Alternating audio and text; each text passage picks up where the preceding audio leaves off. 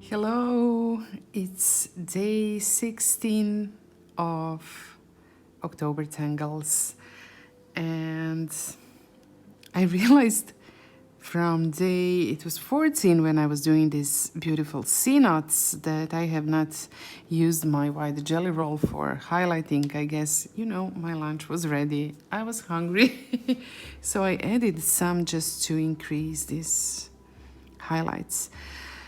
And I have also added these lines in the spaces between the tangles, and now I realize that adding these lines in the triangles of ink might not have been the best idea because it's too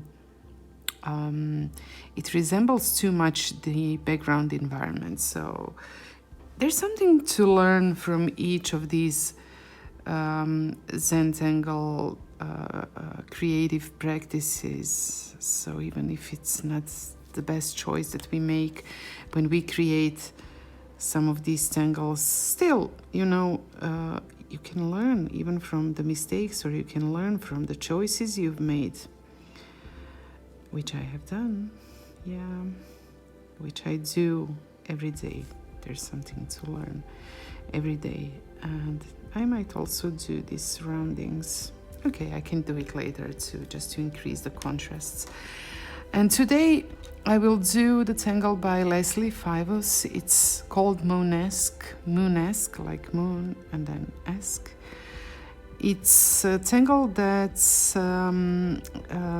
created in a grid, and it will also be a nice contrast next to the C knots. And I will start by drawing this kind of grid. It's not a perfect square grid, so it's on purpose that I will do it like this. Before I start working on my style, I will show you how to draw today's tangle, Moonesque by Leslee Feiwus. And this is because I just finished drawing, and in the middle of the process I discovered that I have not created it as it is supposed to be. So because I don't want to give you the wrong instructions, although you can find the instructions online, I will just show you briefly how it's really done.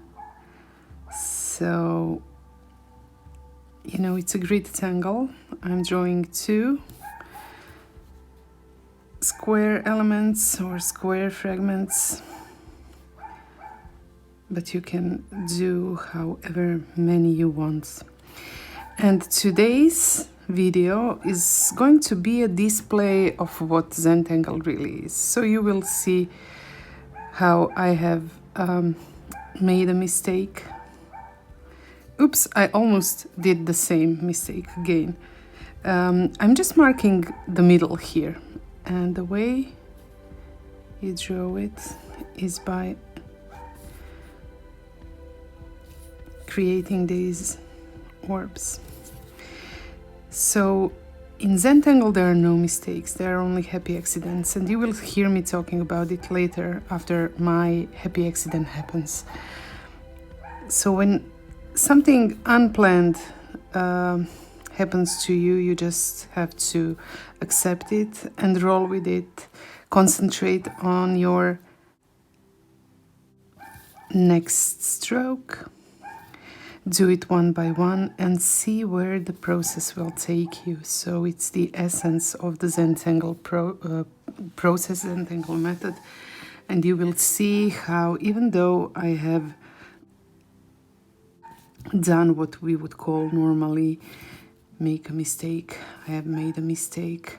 I just didn't let that prevent me from continuing creating and creating something beautiful.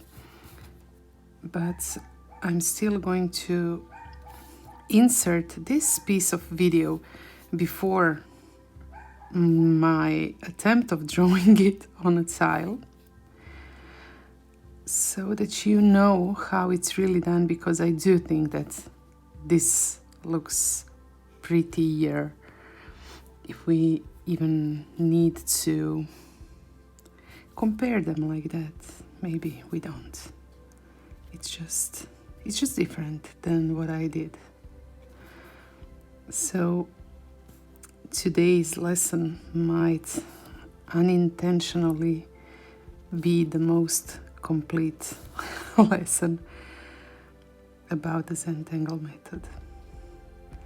And you will see what happens when you create if you let go of the need to control things, and how to deal with it, how I dealt with it today and where it took me.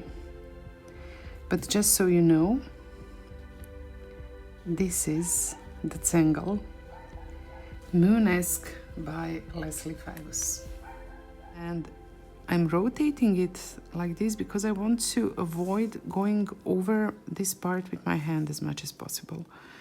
So I will try to draw without smudging the rest of my work.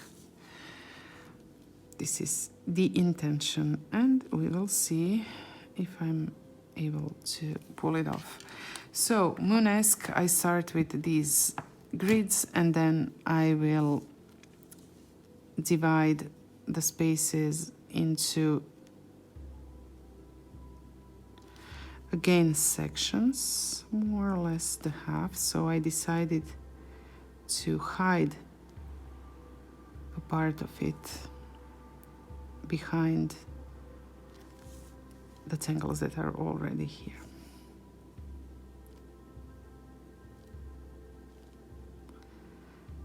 And Moonesque, you will see it consists of these orbs that extend throughout those grids. It's not easy to draw orbs. I will try to maybe just mark a dot where the middle is, or where I'd like the middle to be. And those will be more oval than round, which is totally fine if you ask me.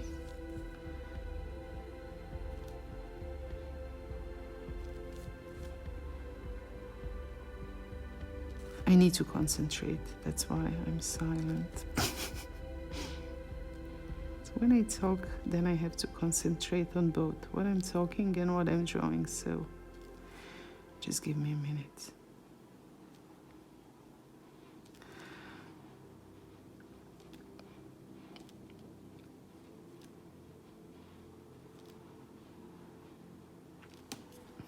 Woohoo! I did it.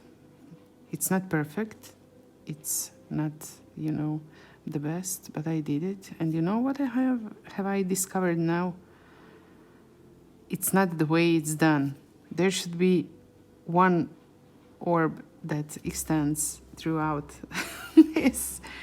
But, you know, I'm just going to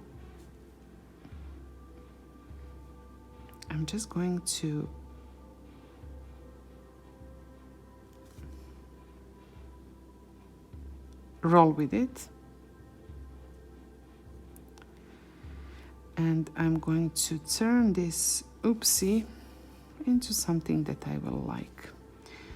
I will kind of extend this also outside of the grid, maybe this one too. So it's definitely a tangulation. Some of it is on purpose, some of it is not, or was not. So actually, the way that Moonesque should look like is, let me see if I can maybe show you. Yeah. It's not what I did. Leslee, I'm sorry I butchered your tangle. Or no, let's just pretend that I wanted to do it like this, and I will now make the best of it. So what you are witnessing right now is what Zentangle is about, what Zentangle teaches us. There are no mistakes, so please learn from it as I'm learning from it now and every time I sit down to draw. And I will, I think I will, because, you know, it's like I'm doing this so that maybe you can see from me and learn from me, and then I end up messing up the tangle. I will just add a small video to show you how it's actually done. But on this tile, in my artwork, I will just continue doing what I did. And the thing that Zentangle teaches us, the no mistake principles, it's actually about using these oopsies and these unplanned events to create something unexpected and to create something beautiful. So you never know, the result might surprise you, and it might not be what it should be. It might even be more beautiful, it might be different. I mean, it doesn't even make sense to compare the tangles like this, what is beautiful and what is not. So it will be a new kind of tangle,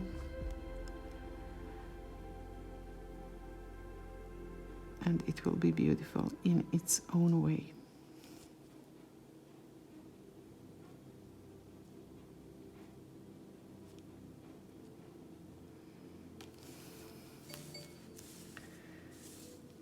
Well, let me say, even before the shading and highlighting, this does look kind of nice.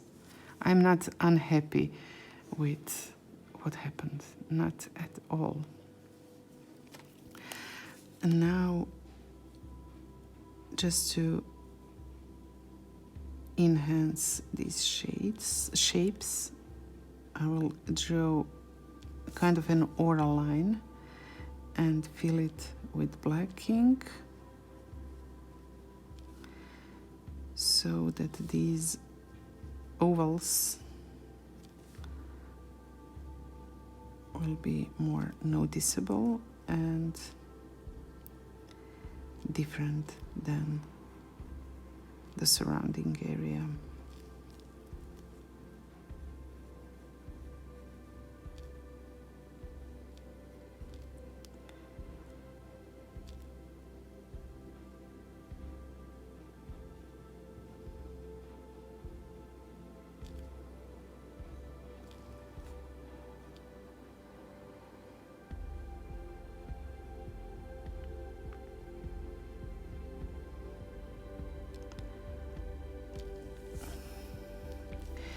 I'm determined to make this look like a happy accident.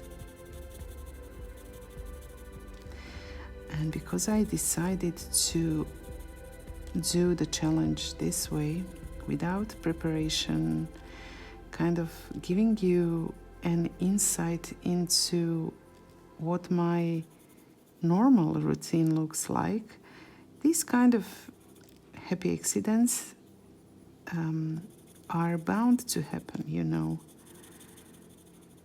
When I sit down to draw, I don't have this sketchbook routine where I first try to draw the tangle and maybe think about the tangulation and so on. I just sit down and draw on the tile without overthinking, without preparations. I try to make the best from the limited time slots that I have, you know. And I liked being spontaneous about it. I'm thinking about the English word. It's very similar to creation. They have the same roots, obviously. Anyway, I like to be spontaneous with creative process. And it's exactly that what gives the charm to Zentangle, I think, because there are no plans, you know, you just sit down and do what you feel inspired to do in that exact moment. It's obviously different with classes. There is a lot of thoughtfulness and preparation that goes in the classes. That's, you know, you want to present a structured, finished product to your students, but the daily creative process that I wanted to show you is exactly like this. And this is why the happy accidents happen, and they sometimes take you to unexpected, beautiful results. Then you come up with new tangles, you know.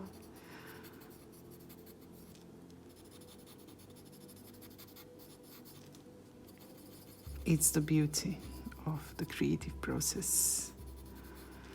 You do a line at a time, a stroke at a time, and just, it's like observe where it takes you.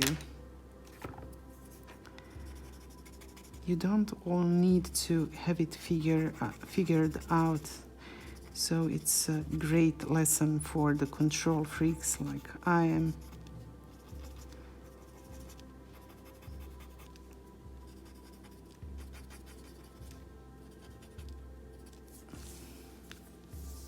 And isn't this cute? I think it is. You know, some of the geometrical structure next to these round plump shapes. It's a lovely contrast between the shapes. Also within this tangle and between the tangles.